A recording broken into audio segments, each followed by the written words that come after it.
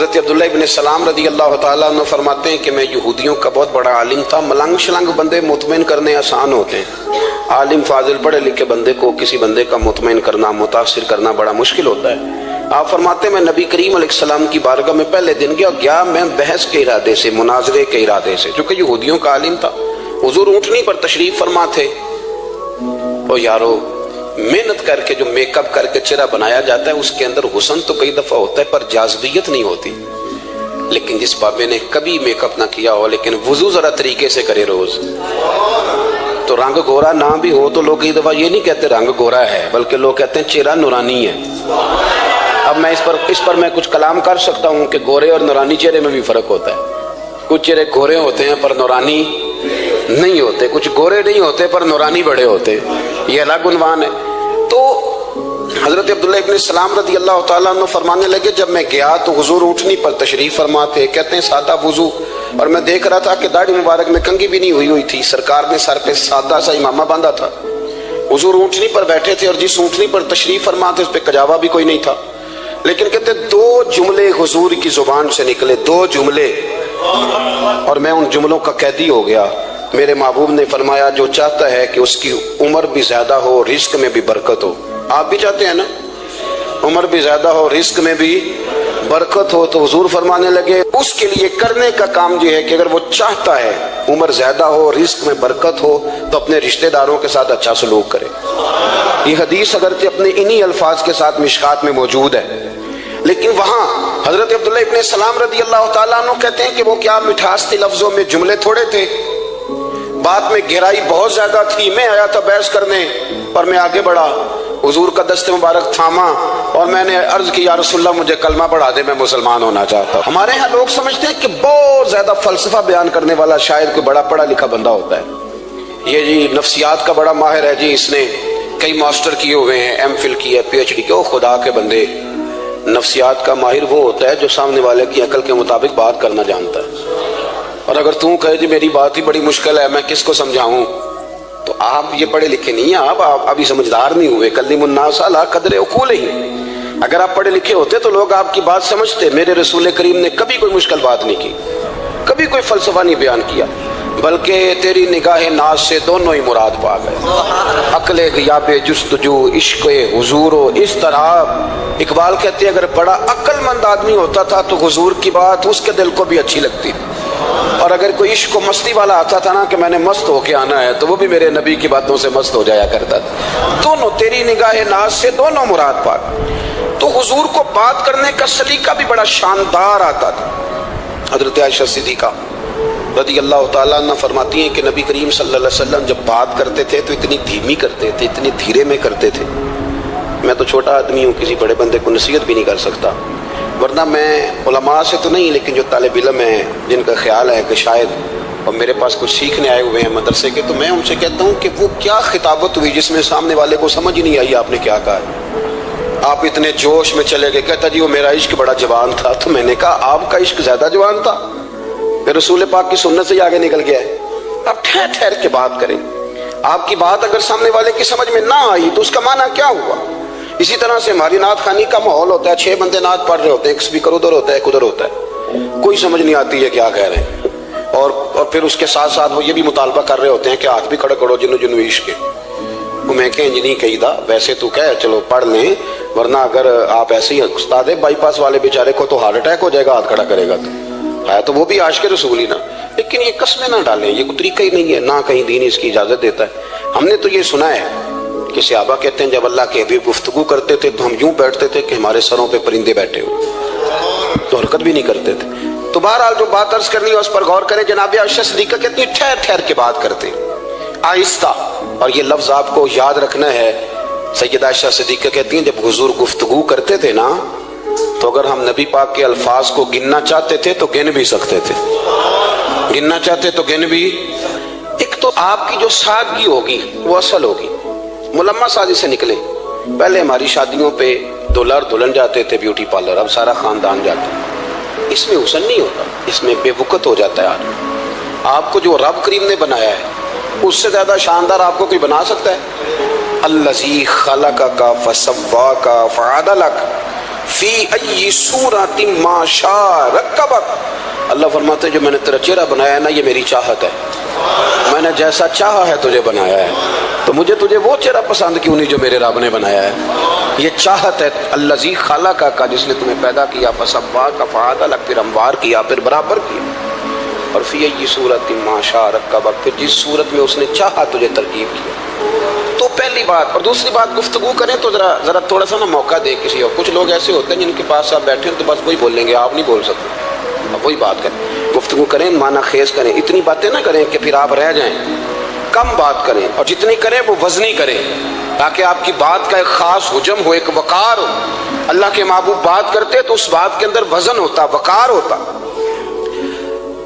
ہمارے صاحب رحمۃ اللہ علیہ ہمیں اکثر حکم دیتے تھے تقریر تھوڑی کرنا، نعت کے 2-3 شعر پڑھنا، تو میں نے ایک دن عرض کی حضور کیوں؟ فرمانے لگے اللہ رسول کی بات کو بے وقت نہ کر دینا کہ لوگ سننا نہ چاہیں اور تم جبرن سناؤ، فرمایا رنگ اس طرح کا ہونا چاہیے کہ لوگوں میں دلچسپی ابھی ہو اور بات ختم ہو جائے، اس کو بے وقت کر دینا ہے کہ زبردستی آپ، تو اچھی گفتگو کریں، معنی خیز سنیں۔ ایک حدیث پاک حضرت ابو بردہ رضی اللہ تعالیٰ، ایک صحابی ہیں، البدایہ والنہایہ میں روایت آپ کو ملے گی، وہ کہتا ہے میرا اپنی بیوی سے اختلاف ہو گیا۔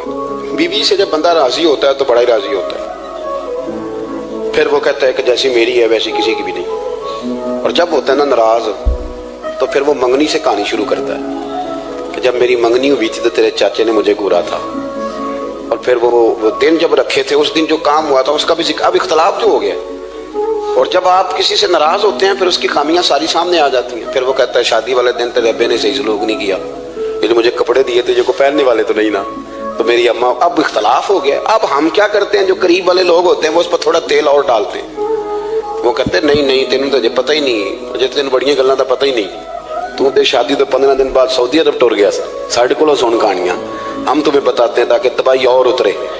اس طرح نہ کریں، آپ ایک آدھ بات کہہ کے چلے جاتے ہیں، ان بیچاروں نے اکٹھے رہنا ہوتا ہے، ان کی زندگی دوزخ بنی رہتی ہے، ان کو قریب کریں۔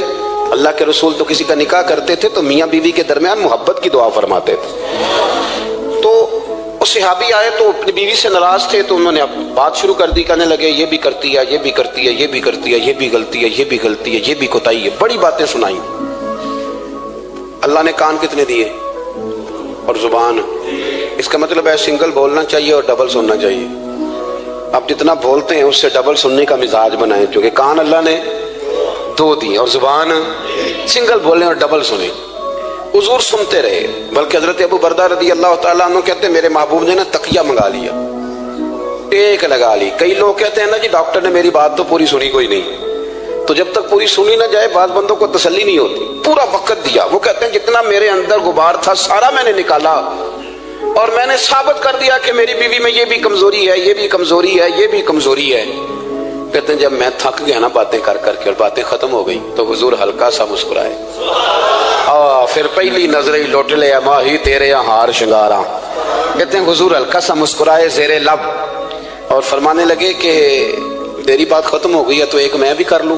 تو نبی کریم صلی اللہ تعالیٰ علیہ وسلم فرمانے لگے صرف ایک بات کا جواب دے، صرف ایک، تیرے آگے ہیں یوں دبے لچے فصحا عرب کے بڑے بڑے، کوئی جانے منہ میں زبان نہیں بلکہ جسم میں جان نہیں۔ حضور فرمانے لگے یہ بتا کہ تیری بیوی میں ساریاں خامیاں ہی ہیں کہ کوئی خوبی بھی ہے؟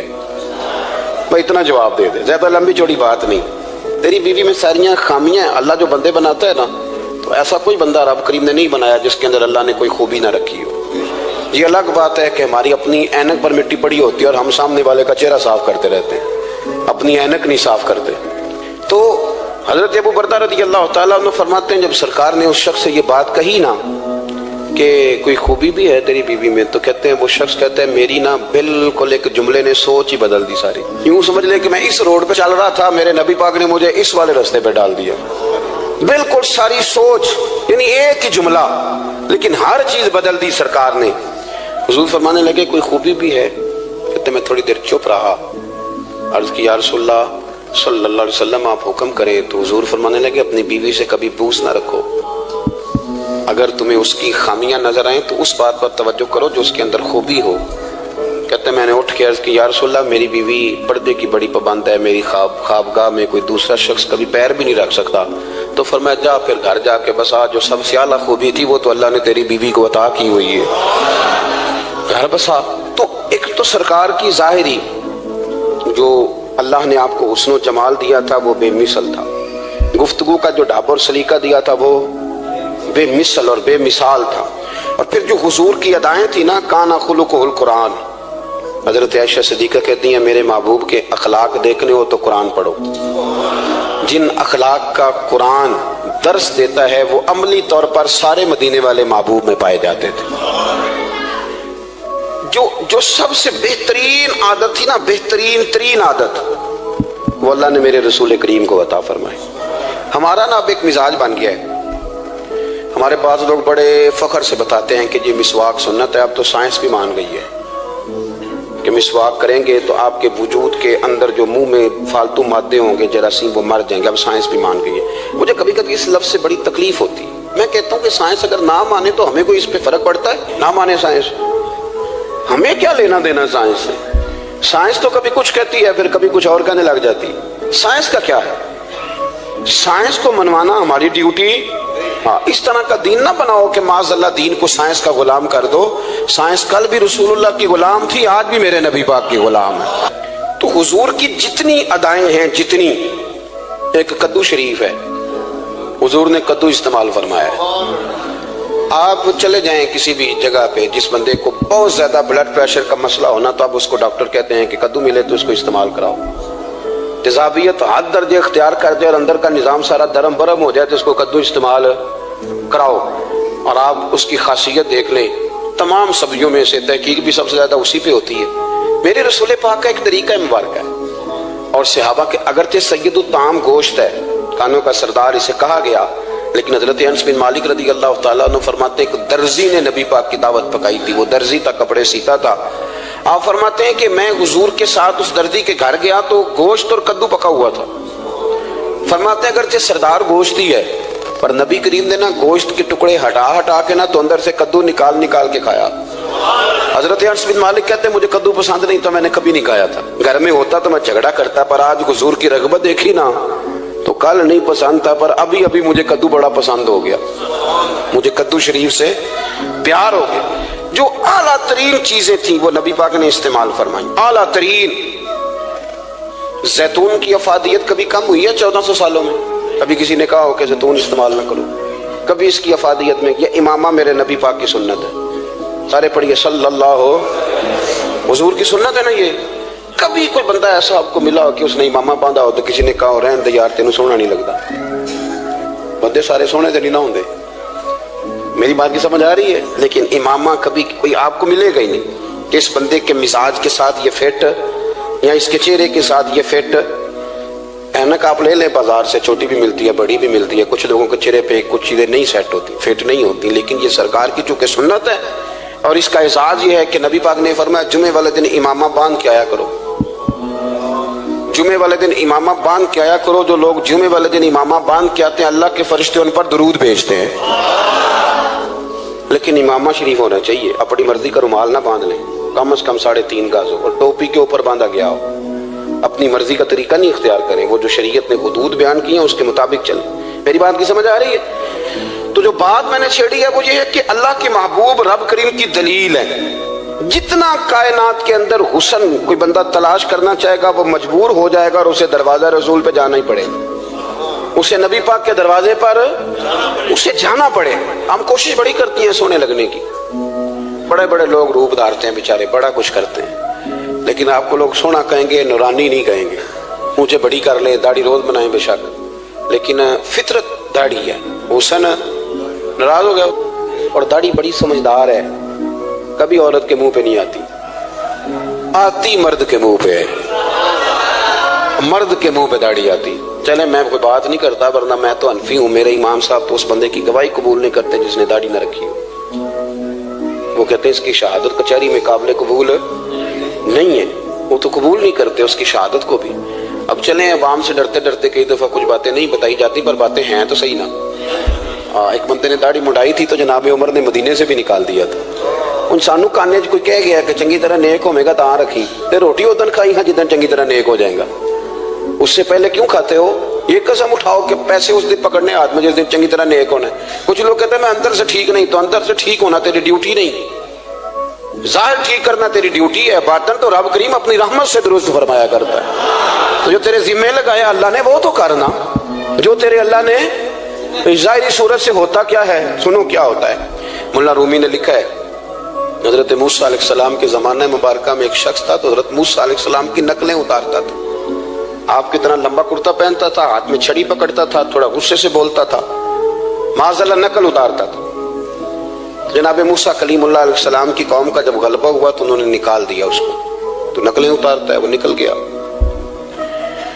شہر سے باہر نکال دیا۔ حضرت موسیٰ کلیم کہتے ہیں میں ایک دن کوہ طور پہ گیا ہوا تھا، تو رب کریم نے مجھ سے فرمایا کہ فلاں جگہ فلاں درخت کے نیچے میرا ایک دوست انتقال کر گیا ہے، اسے اٹھائیے، غسل دیجیے، کفن دیجیے، جو اس دور کا طریقہ تھا، تدفین کر دیں۔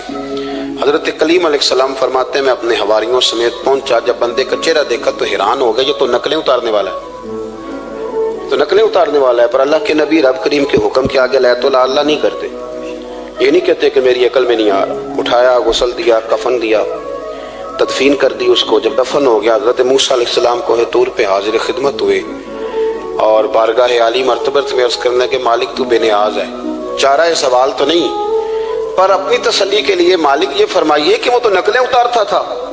تو رب کریم نے فرمایا موسیٰ بات یہی ہے، پر میں نے اسے نا مرتے وقت ایمان نصیب کر دیا، وہ آپ کا کلمہ پڑھ کے دنیا سے گیا ہے اور توبہ کر کے گیا ہے، تو مالک اتنی کرم نوازی کیوں ہوئی؟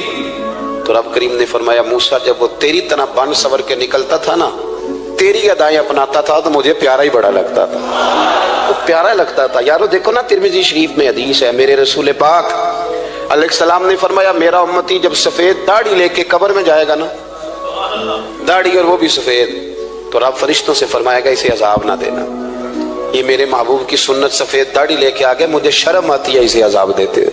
آپ بات کو سمجھے کہ یہ حضور کی سنت کا اعزاز جو اللہ کی بارگاہ میں، رب کے حضور جو سنت کا اعزاز اس لیے کہ کائنات میں سب سے اعلیٰ ترین جو کام تھا وہ کیا ہی میرے مصطفیٰ کریم نے، اعلیٰ ترین عمل نبی پاک کا، اعلیٰ ترین، اور طریقہ مبارکہ میں حسن اور جاذبیت، اور آپ اندازہ کر لیں ہم لوگ پٹری سے اتر جاتے ہیں، مرضی کرتے ہیں، ہمارا مزاج ہے اتنا مرضی کو کہے کہ الکوہل والی خوشبو استعمال نہ کریں، اور ہم کوئی نہ کوئی دلیل نکال کے لے ہی آتے ہیں، لیکن خوشبو اس دور میں بھی اتنی بکتی ہے جس کی حد نہیں، اور لوگ اپنی اپنی ضرورت کے لیے اس کو استعمال ہے۔ ان 1400 سالوں میں 1450 سالوں میں ایک دفعہ بھی ایسا نہیں ہوا کہ یہ کاروبار کہیں ٹھنڈا ہوا ہو۔ حرم شریف اللہ آپ کو لے جائے تو مسجد نبی میں سونے کی دکان کے ساتھ خوشبو والی دکان ہوتی ہے، یعنی اتنا مہنگا کاروبار ہے کہ جتنا کرایہ سونے کی دکان والا دے رہا ہے اتنا ہی خوشبو کی دکان والا دے رہا ہے، اتنا مہنگا یہ کاروبار ہے۔ ایک دن بھی اس کام کی اہمیت کم نہیں ہوئی، اور رسول کریم نے کیا فرمایا؟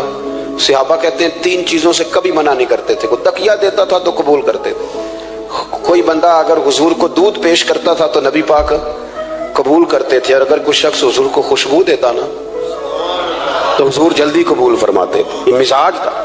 تو جو اعلیٰ ترین چیزیں تھیں ان کو میرے رسول کریم صلی اللہ علیہ وسلم نے کیا، ہمیں کر کے دکھایا۔ ہمارا ظاہری حلیہ آج بھی اہل عرب لمبا کرتا پہنتے ہیں، آپ لمبا کرتا پہننے حیا کے زیادہ قریب ہے، کھلا لباس حضور پسند کرتے تھے، یہ شرم و حیا کے زیادہ قریب ہے، اس کے اندر انسان کا پردہ زیادہ ہے۔ وہ ساری اعلیٰ قسم کی صفات جن سے ایک آدمی متصف ہو سکتا ہے اور اپنے آپ کو سجا سکتا ہے، اپنے معاملات کو ٹھیک کر سکتا ہے، وہ ساری رسول پاک نے ہمیں عطا فرمائی۔ ایک حضور کا طریقہ مبارکہ تھا کہ سامنے والے جتنے لوگ حضور کے دائیں بائیں رہتے تھے ان کا خیال کرتے تھے۔ ہم تو خیال رکھواتے ہیں نا اپنا کہ سارے مل کے میری عزت نہیں کرتا، تو میری، تو میں کہتا ہوں کہ یہ تو یہاں اپنی عزت کی بھیک مانگی ہے یا آپ نے لڑائی کر کے عزت لی ہے، ایسا نہ کریں۔ آپ عزت دینی شروع کر دیں، اللہ آپ کو سکون عطا کر دے، آپ احساس کریں دوسروں کا۔ حضور نہ شدت کے ساتھ، یہ اعلیٰ سنت ہے میرے نبی پاک کی صلی اللہ ہو، سارے پڑھیے درود شریف صلی اللہ ہو، یہ اعلیٰ سنت ہے۔ آپ دیکھیں نا بخاری مسلم میں موجود ہے، حضور فرماتے ہیں میرا دل چاہتا ہے میں لمبی نماز پڑھاؤں، لمبی نماز پڑھاؤں، دل میرا چاہتا ہے، لیکن فرمایا جب میں دیکھتا ہوں نا کہ پیچھے بچے بھی کھڑے ہیں، بوڑھے بھی کھڑے ہیں، بیمار بھی کھڑے ہیں، تو گویا حضور فرمانے لگے میں بندوں کا احساس کر کے رب کی نماز چھوٹی کر دیتا ہوں۔ میں مختصر پڑھاتا ہوں. اور مسند امام احمد بن حنبل میں حدیث کے لفظ ہیں کہ اگر کوئی نبی پاک کا انتظار کر رہا ہوتا تھا تو نماز مختصر پڑھتے تھے اور اس کو فارغ کر کے بھی لمبی نماز پڑھتے. ایسا نہیں کہ اب آئے ہیں 4-5 لوگ تو ان کو پتہ چل جائے کہ حضرت جی بڑی تگڑی نماز پڑھتے ہیں, بڑے صوفی صافی آدمی, یہ نہیں, بلکہ نماز بلکہ مسند امام احمد بن حنبل میں تو وہ خوبصورت حدیث موجود ہے. سیدنا بلال حبشی رضی اللہ تعالیٰ عنہ فرماتے ہیں کہ میں نے عصر کی نماز کے لیے اقامت پڑھ دی تھی, حضور مصلی امام پر تشریف لے گئے, ایک یہودی کا غلام آیا اور اس نے آ کے عرض کی یا رسول اللہ میں بڑی مشکل میں ہوں, اگر آپ چلیں تو میرا مسئلہ حل ہو سکتا ہے, میرا مسئلہ حل ہو جائے گا. تو حضور کے احساس کی شدت کا یہ حال تھا کہ نبی کریم نے نمازیوں سے فرمایا تم بیٹھ جاؤ, میں پہلے اس کا کام کر کے آتا ہوں. خدا کے بندے تو ہیں ہزاروں, بنو میں پھرتے ہیں مارے مارے, میں اس کا بندہ بنوں گا جس کو خدا کے بندوں سے پیار.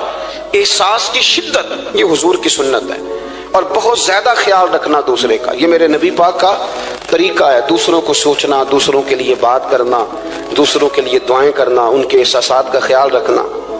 سیدہ طیبہ طاہرہ حضرت عائشہ صدیقہ رضی اللہ تعالیٰ عنہ فرماتے ایک دن سرکار مجھ سے فرمانے لگے عائشہ جب تم مجھ سے ناراض ہوتی ہو تب بھی مجھے پتہ چل جاتا ہے, جب راضی ہوتی ہو تب بھی پتہ چل جاتا ہے. یہ ہمارا یہ مزاج نہیں ہوتا گھر کے اندر. ہم گھر کے اندر بھی نواب صاحب جو یعنی گھر جا کے کہانیاں سناتے ہیں کہ تم پتہ میں کڈا اوکھا ہوں, کمائی کڈی مشکل ہے, پیچھے پیچھے ہٹ جاؤ سارے, میں فتح کر کے ہوں, ابھی گیٹو سر کر کے آیا ہوں. ایک بچہ پانی لے کھڑا ہو جائے, دوسرا دودھ کا گلاس لائے, بیگم صاحبہ فٹافٹ آئیے, ایسے نہیں کریں. میرے رسول پاک علیہ السلام کی پیاری زوجہ کہتی ہیں حضور کھا رہا ہے, کھانا مانگا. میں نے عرض کی حضور میرے سر میں درد ہے. تو پڑھو نا ابن اسحاق کو. محبوب فرمانے لگے لا میں تجھے آٹا گوندھ دیتا ہوں, تو مجھے روٹی پکا دے. یہ بھی سنت ہے نبی پاک کی. ہوں چپ کر گئے ہو, یہ بھی حضور کی سنت ہے, یہ بھی سرکار کا طریقہ ہے. کبھی کبھی گھر میں جھاڑو دینا یہ بھی نبی پاک کا, حضور کام میں ہاتھ بٹاتے تھے نا ازواج کا, یہ والی سنت کس دن ادا کر دی. ایک دن میں نے جمعے میں یہ بات کی تو ایک بچہ مجھے کہنے لگا حضرت صاحب یہ سنت ادا سے کر لیجیے پر ساڑھے ابے بھی تو سمجھاؤ نا.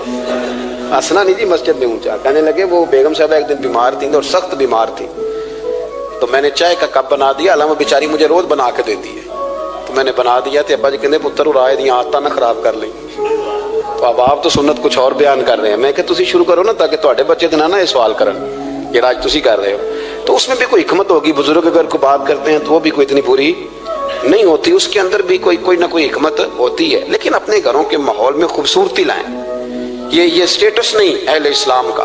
بات سمیٹنے کی طرف آ رہا ہوں. حضرت عائشہ صدیقہ رضی اللہ تعالیٰ عنہ فرماتی ہیں حضور فرمانے لگے کہ جب تم راضی ہوتی ہو تب بھی مجھے پتہ چل جاتا ہے, اور جب ناراض ہوتی ہو تب بھی. تو میں نے کہا یا رسول اللہ صلی اللہ علیہ وسلم وہ کس طرح؟ آنکھیں میں نے کھول لی. حضور کس طرح؟ تو دیکھو نبی پاک سامنے والے کے جملوں کا بھی احساس کرتے, خیال کرتے کہ سامنے والا کہاں سے بات کر رہا ہے. اللہ کے محبوب فرمانے لگے تمہیں اگر کبھی قسم کھانی ہو نا, تمہارا مزاج ہے قسم کھانی پڑے اور تم مجھ سے ناراض ہو تو پھر تم کہتی ہو مجھے ابراہیم کے رب کی قسم, اور جب تم راضی ہو اور قسم کھانی پڑے تو کہتی ہو مجھے محمد مصطفیٰ کے رب کی قسم.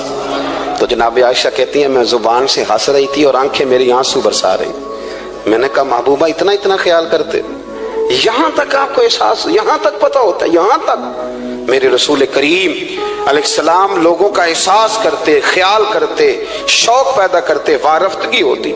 کئی دفعہ حضور فرض نماز پڑھ کے گھر چلے جاتے, تھوڑی دیر کے بعد آتے مسجد میں نماز پڑھ لیتے. کئی دفعہ قاضی اعجاز مالکی رحمۃ اللہ علیہ اس کو لکھنے کے بعد اس کی شرح میں فرماتے ہیں اصل بات یہ تھی کہ حضور جب تک مسجد میں رہتے تھے صحابہ ادباً بیٹھے رہتے تھے, تو حضور فرماتے میں جاؤں گا نہیں تو یہ بھی نہیں جائیں گے. تو سرکار گھر تشریف لے جاتے تاکہ لوگ اپنے اپنے کام میں لگ جائیں, اور پھر حضور واپس آ جاتے.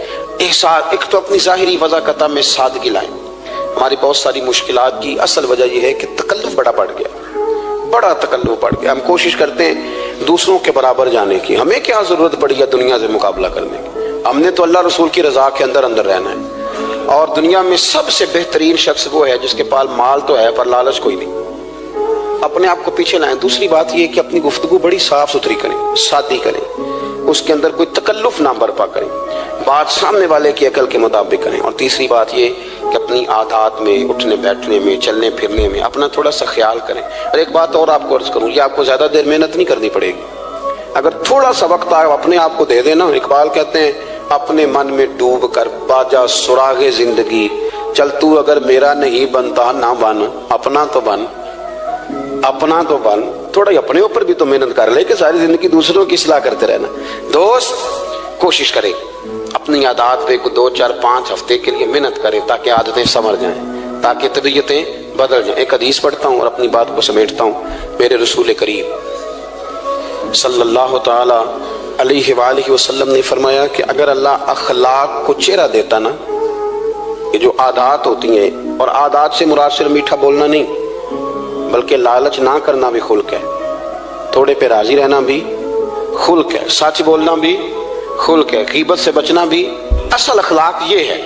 میٹھا تو کئی دفعہ لوگ اپنے مطلب کے لیے بھی بول لیتے ہیں, وقتی طور پر کام نکالنے کے لیے بھی بولتے ہیں. تو حضور نے فرمایا کہ اگر خلق کو اللہ تبارک و تعالیٰ چہرہ عطا کرتا تو کائنات میں سب سے بہترین چہرہ حسن اخلاق کا ہوتا, سب سے اچھا اور خوبصورت. اور فرمایا اگر بدخلقی کو اللہ چہرہ دیتا تو بدصورت ترین چہرہ اس کا ہوتا. اس کا کیا معنی ہوا کہ اگر ہمارا کردار اچھا ہے, سوچ اچھی ہے, لوگوں کے بارے میں نظریہ اچھا ہے, احساس ہے, تو پھر ہمارے اندر دنیا کا سب سے خوبصورت انسان موجود ہے. لیکن اگر ہمیں اپنی ذات کے علاوہ شاید نظر ہی کوئی نہیں آتی, ہم خود غرض ہیں, جھوٹ بولتے ہیں, غیبت کرتے ہیں, بد نگاہی کرتے ہیں, لوگوں کے بارے میں بدگمانی کرتے ہیں, کسی کو حقیر سمجھتے ہیں, ذات پات کے چنگل میں الجھے ہوئے, تو پھر ہمارے اندر ایک بدصورت ترین شخص بیٹھا ہے. جتنی مرضی کنگھی کریں, جتنا مرضی آپ اپنے آپ کو سنواریں, اندر کی بدصورتیاں جا سکتی نہیں. تو کوشش فرمائیں کہ اللہ ہمیں اخلاق کا اعلیٰ جو ہے وہ وزن عطا کرے, اعلیٰ شعور عطا کرے. اللہ تعالیٰ میری اور آپ کی حاضری کو مستجاب فرمائے. آخر دعوانا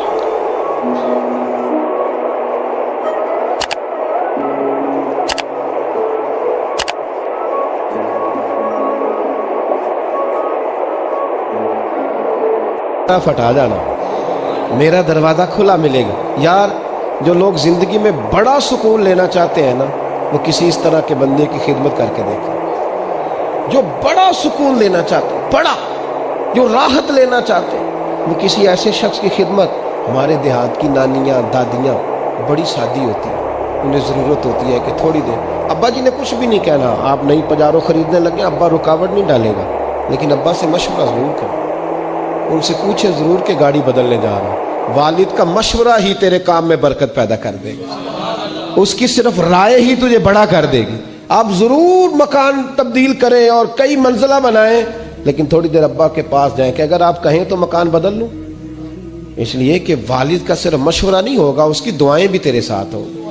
یہ انفرادیت تجھے ملے گی سادے لوگوں کے ساتھ, ایسے لوگوں کے ساتھ جو, بلکہ امام یوسف صالحی نے تو ایک بڑی خوبصورت بات لکھی ہے. کہتے ہیں ایک حضور کا پینڈو تھا, حضور فرماتے تھے یہ ہمارا دیہاتی اور ہم اس کے شہری ہیں. آپ کسی کو پینڈو کہہ دیں اسے بھی غصہ آتا ہے. میں نے بھی دیکھا ایک نوجوان بڑا ناراض تھا دوسروں سے, کیا ہوا, کہتا سب مجھے پینڈو کہتے ہیں. میں کہ یار تو منو کہہ, میں الحمدللہ پینڈو ہوں, میرے ابا جی بھی پینڈو ہیں, میرے دادا جی بھی پینڈو ہیں.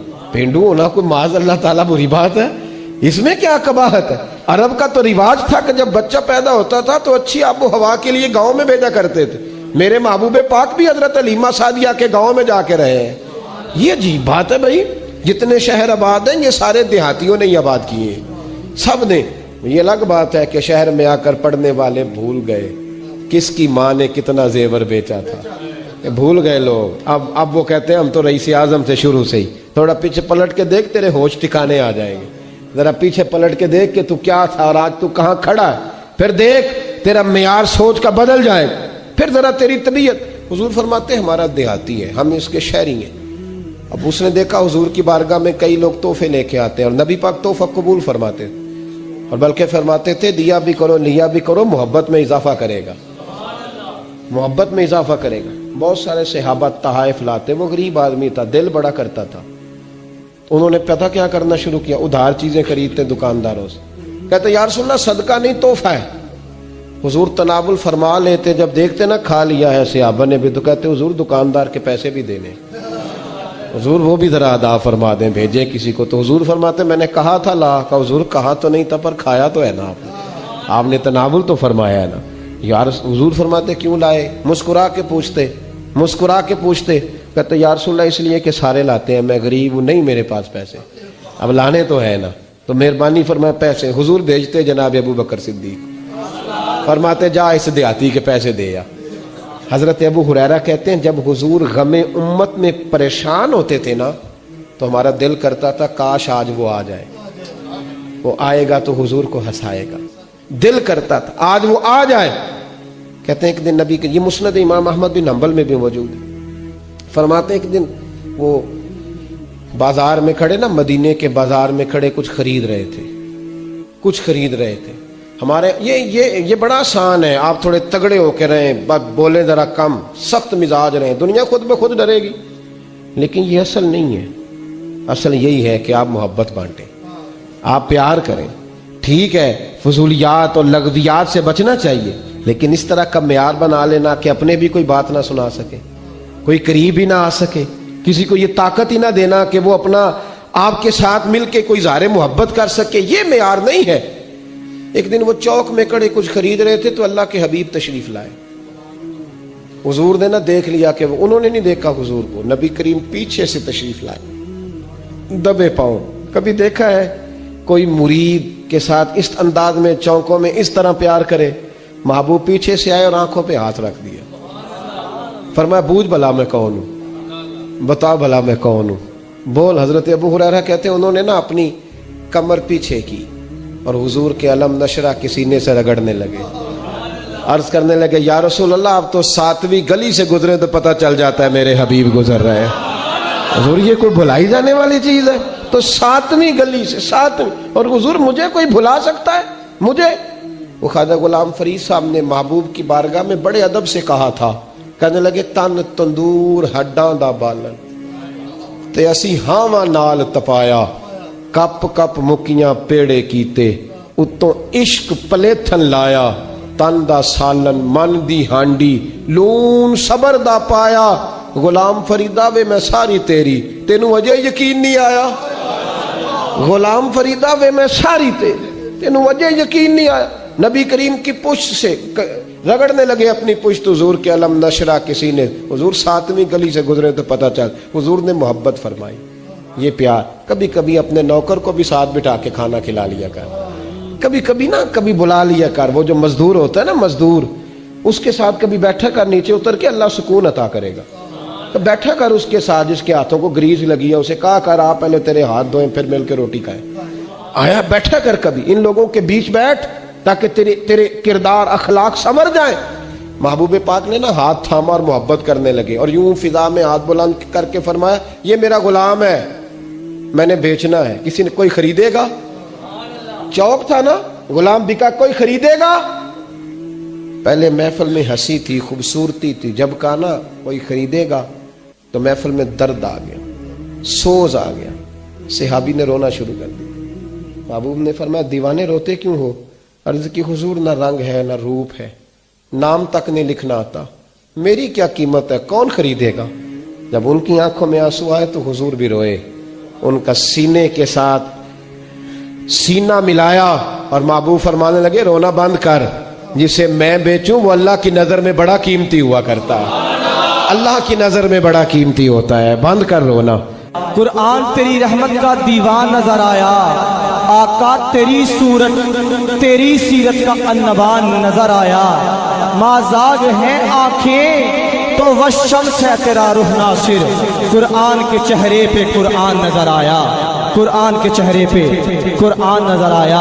اپنا معیار زمانے سے جدا رکھتے ہیں ہم تو محبوب بھی محبوب خدا رکھتے ہیں، اور ہم سب اس بات پر اعتقاد رکھتے ہیں کہ حضور اپنے غلاموں کو یاد رکھتے ہیں۔ دیکھیے قاضی اعجاز رحمت اللہ علیہ نے شفا شریف میں حدیث لکھی ہے، حضرت انس بن مالک رضی اللہ تعالیٰ عنہ حدیث کے راوی ہیں، فرماتے ہیں رات کا وقت تھا، ایک بدو، ایک دیہاتی ان پڑھ حضور کی بارگاہ میں آ گیا، اگرچہ وہ کلمہ بھی پڑھتا تھا، نبی کریم کی بارگاہ میں آیا، کہنے لگا یا رسول اللہ صلی اللہ علیہ وسلم، حضور میں غریب ہوں، بھوکا ہوں، مجبور ہوں، کچھ دیجئے۔ نبی کریم نے دیا، اور حضور جس کو ایک قطرہ دیتے تھے نا اس کی کئی نسلوں کی بھوک ختم ہو جایا کرتی، کئی نسلوں کی بھوک چلی جاتی، کئی نسلوں۔ یہ جب سے لوگوں نے जेबों पे नजर डालनी शुरू की है ना, भूख बढ़ गई है। बंदों की जेबों पर जो नजरें रखते हैं तो भूख बढ़ गई है। जब से नात खाने और खतीब ने देखना शुरू किया ना कि नोटों की दत्थी किसके पास है, उस वक्त से भूख ज्यादा हो गई है। अगर तवज्जो रसूलुल्लाह की अता पे रहती ना तो फिर तो कई नस्लों की भूख खत्म हो जानी। भूख बढ़ती है जब लोगों पे तवज्जो रहती है। करो मदह अहले दवल रजा और पड़े इस बला में मेरी बला, मैं गदा हूं अपने करीम का, मेरा दीन पारा है ना नहीं। उसने कहा या रसूल अल्लाह कुछ दीजिए, तो नबी करीम सल्लल्लाहु अलैहि वसल्लम ने कुछ दिया। अब हमारे यहाँ जब कोई देता है तो फौरन वो मुतालबा भी करता है मेरा एहसान भी मानो, मेरी तारीफ भी करो, मेरे पुल भी बांधो।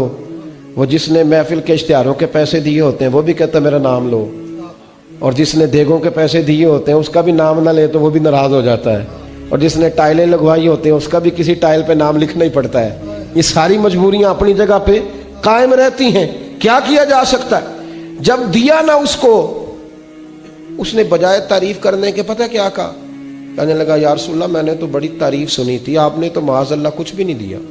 ये क्या दे रहे, नकले कुफर कुफर ना बाशा, ये आपने क्या दिया? जब उसने ये लफ्ज अदा किए तो हजरत उमर फारूक ने तलवार निकाल ली, फरमाया मैं गर्दन काटूंगा इस गुस्ताख की, मार डालूंगा। अल्लाह के महबूब मुस्कुराए, फरमाया उमर ठहर जा, जरा जल्दी न कर, जरा ठहर। और जब हुजूर मुस्कुराते थे ना तो आला हजरत फरमाते हैं हुजूर के दांत नहीं थे बल्कि ये ना गुच्छे थे नूर के, ये दांत नहीं थे, ये गुच्छे थे नूर के। आला हजरत फरमाते हैं जिसके गुच्छे से लच्छे जड़े नूर के, शायद ही को बंदा इतनी दूर जाए जितनी दूर बरेली के इमाम चले जाते थे, शायद है को जाए। तो कहने लगे जिसके गुच्छे से लच्छे जड़े नूर के, उन सितारों की नुज़हत पे लाखों सलाम, और जिसकी तस्की से रोते हुए हंस पड़े उस तबस्सुम की आदत पे लाखों सलाम। हुजूर मुस्कुराए, उमर जल्दी न कर। हजरत उमर खामोश हो गए। महबूब ने उसका हाथ थामा और अपने घर ले गए, हुजरा नूर में ले गए। पहले खजूरें खिलाई, सिरका खिलाया, फिर अल्लाह के महबूब ने दूध पिलाया। सैर हो गया तो नबी करीम ने जितना दिया था ना उससे डबल दिया, फिर थोड़ा और दिया, फिर थोड़ा और दिया। कहने लगा हुजूर बस करें, अब तो मुझसे उठाया भी नहीं जाएगा, अब तंगी ये दामा पे ना जा, और भी कुछ मांग है। आज वो माइल बहता, और भी कुछ मांग। फरमाया हुजूर अब नहीं मैं उठा सकता, बस करें। हुजूर ने फरमाया अब तेरा क्या ख्याल है, अब तेरा क्या ख्याल? किसी से लड़ाई ना करो, डंडा ना उठाओ, उसकी राय बदल दो। हाँ उसकी राय बदल दो, उसकी राय बदल जाएगी, उसकी राय बदल दो, बदल जाती है राय। जब आपके पास दलाइल की ताकत होती है, जब किरदार की पुख्तगी होती है तो लोगों की राय बदल जाती है। हुजूर ने राय बदल दी। और मेरे महबूब का कमाल ये है कि हुजूर नजरियात बदल दिया करते थे, ख्यालात और सोचें बदल देते थे, राय बदल जाती थी। राय बदल गई, कहने लगा या रसूलल्लाह मैंने आप जैसा सखी नहीं देखा दुनिया में कोई। हुजूर मैंने नहीं, मेरे करीम से गर कतरा किसी ने मांगा दरिया बहा दिए हैं। ये दुर्बे नहीं है जी, दुर बे बहा दिए हैं। दुर अलहदा है, बेबहा अलहदा है। शेर की समझ ही तब आएगी। दुर मेरे करीम से गर कतरा किसी ने मांगा, दरिया बहा दिए हैं, दुर बे बहा दिए हैं। नबी करीम सल्लल्लाहु ताला अलैहि वसल्लम ने दिया। कहने लगा हुजूर मैंने नहीं इतना सखी बंदा देखा। ये कादी अय्याज़ अलैहिर्रहमा की शिफा में मौजूद है। ये साहिब सीरत हल्बिया ने बितफसील लिखी है रवायत। हुजूर फरमाने लगे राजी हो गया, बद्दू था अनपढ़, राजी हो गया? कहने लगा जी बड़ा। फरमाया ये जो बात तूने अभी अभी कही है कि मैंने आप जैसा सखी कोई नहीं देखा, ये मेरे सहाबा के सामने भी कह दोगे? मेरे सहाबा के सामने ये कह दोगे? तो बड़ा हाजिर है कि मेरी बात सुनना, कह दोगे? हुजूर कह दूंगा। तो हुजूर फरमाने लगे पता क्यों कहलवा रहा हूं? जब तूने कहा था ना हुजूर नहीं देते तो उनके दिल टूट गए थे। जब तू कहेगा ना कि महबूब बड़ा ही देते हैं तो वो राजी हो जाएंगे। जब तू कहेगा ना कि हुजूर बड़ा देते हैं, सखी हैं, तो वो राजी हो जाएंगे। इसका मतलब है उस जमाने में भी जब को कहता था ना नहीं देते तो दिल टूटते थे, और जब कहता था ना बड़ा देते हैं तो दिलों में रोशनी पैदा हो जाया करती। तो वहां से बात चली आ रही।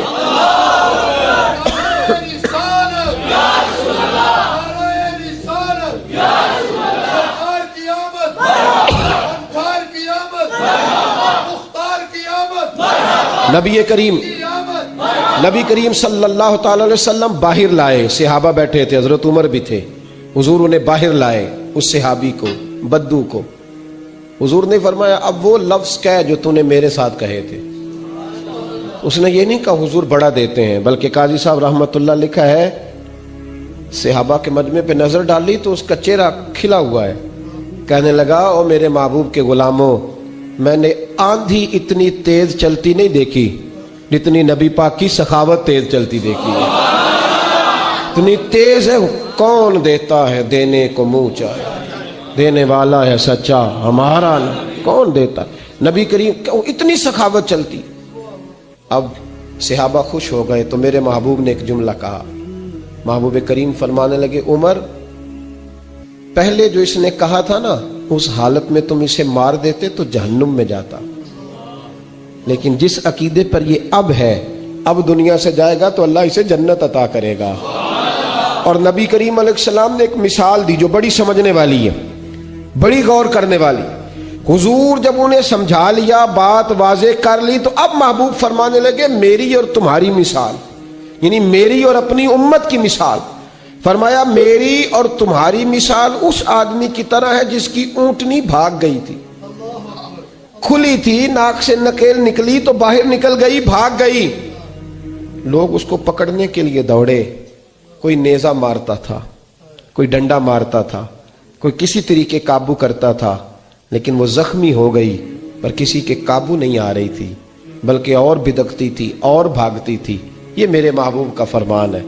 हजरत अनस बिन मालिक कहते हैं ये बातें कहते कहते ना मैं देख रहा था हुजूर की आंखों में आंसू भी भरने लगे। महबूब फरमाने लगे फिर अचानक उस ऊंटनी का मालिक आ गया, मालिक आ गया और लोगों से कहने लगा पीछे हट जाओ, क्या तुमने मेरी ऊंटनी का हाल कर दिया है, पीछे हटो। हुजूर फरमाते हैं उसने जमीन से थोड़ा सा चारा उठाया, अपनी ऊंटनी को दिखाया, तो कहते हैं ऊंटनी दौड़ती हुई अपने मालिक की तरफ आई। उसने बगैर किसी और की मदद लिए ऊंटनी की पुश्त पर हाथ फेरा और फिर अकेले ही उसके नाक में नकेल डाल दी और सवार होके चलता बना। महबूब फरमाने लगे मेरी और तुम्हारी मिसाल उस आदमी की तरह जिसकी ऊंटनी भाग गई, जमाने ने कोशिश की पर काबू नहीं आई। वो आदमी कहने लगा ऊंटनी मेरी है तो संभालने का तरीका भी मुझे ही आता है। गोया हुजूर फरमाने लगे उम्मत मेरी है तो संभालने का तरीका भी मुझे ही आता है। ये मेरे हैं तो मुझे पता है। रब्बे हबली उम्मती कहते हुए पैदा हुए, या अल्लाह मुझे ही दे दे, मुझे हिबा कर दे, मैं संभाल लूंगा। मुझे पता है मैं बड़े बड़े लोग हैं जो नहीं संभाले जा सकते, आप यकीन करें नहीं संभाले जाते, सारे मिल के भी कहें तो संभाले, लेकिन हुजूर ने फरमाया मेरे हैं मैं संभाल लूंगा। रब्बे हबली उम्मती कहते हुए पैदा हुए। आका ने फरमाया कि बख्शा अस्सलातु वस्सलाम